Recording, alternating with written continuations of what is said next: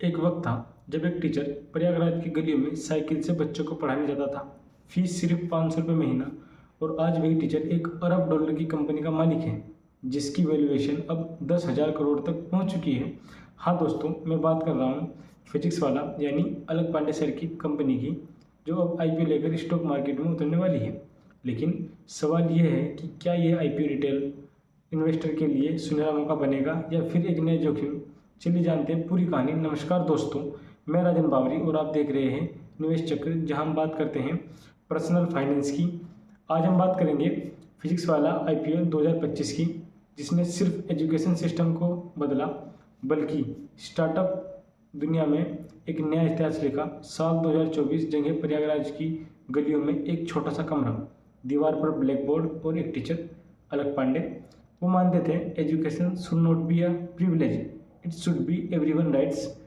जब बाकी कोचिंग लाखों रुपए फीस ले रही थी तो अलग सर ने शुरू किया फ्री एजुकेशन मिशन यूट्यूब पर। 2024 में आया चैनल फिजिक्स वाला। शुरुआत में एक मोबाइल कैमरा और एक वाइट बोर्ड था, कोई टीम नहीं, कोई सेटअप नहीं, बस जुनून और ईमानदारी। धीरे धीरे वीडियो वायरल होने लगी और 2020 तक फिजिक्स वाला बन गया भारत का सबसे बड़ा एजुकेशनल चैनल में से एक। 2020 के बाद लॉकडाउन ने एजुकेशन सेक्टर को हिला दिया, लेकिन पीडब्ल्यू के लिए एक गोल्डन अपॉर्चुनिटी साबित हुई। ऑनलाइन लर्निंग की डिमांड बढ़ी और लाखों स्टूडेंट ने पीडब्ल्यू को अपना भरोसा बनाया। फिर आज साल 2022 जब फिजिक्स वाले ने पहली बार फंडिंग उठाई $100 मिलियन की वेस्ट ब्राइज कैपिटल और जीएसवी वेंचर से। इस फंडिंग के साथ पीडब्ल्यू बन गया भारत का 101वां यूनिकॉर्न स्टार्टअप, जिसकी वैल्यूएशन पहुंची 1.1 बिलियन करोड़, करीब 850 करोड़। तो 2024 में फिजिक्स वाला का रेवेन्यू करीब था 1940 करोड़ और 2025 में 2886 करोड़, यानी लगभग 48% की वृद्धि। लेकिन ये एक ट्विस्ट था, 2026 में रेवेन्यू बढ़कर 847 करोड़ हुआ, पर कंपनी के लॉसेस भी बढ़ गए। यानी ग्रोथ तो हो रही है पर प्रॉफिटेबिलिटी दबाव में है।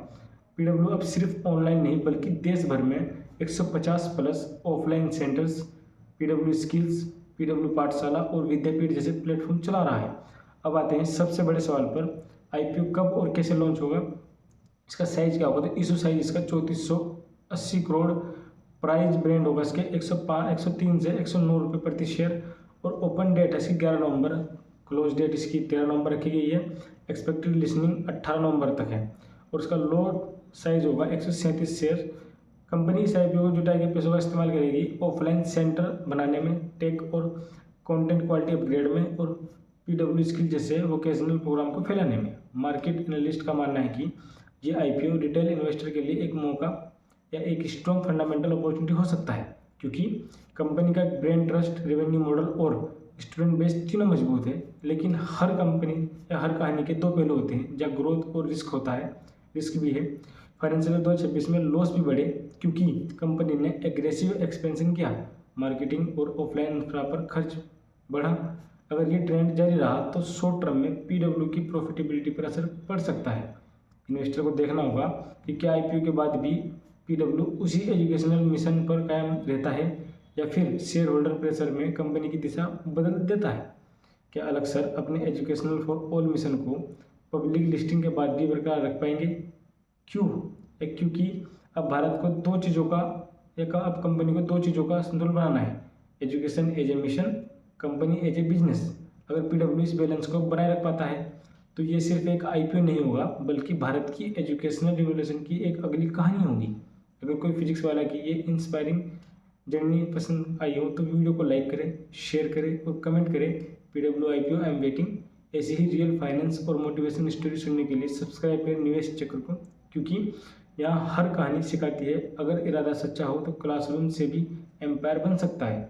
और ये थी कहानी एक ऐसे इंसान की जिसने फिजिक्स पढ़ाते पढ़ाते हिस्ट्री लिख दी।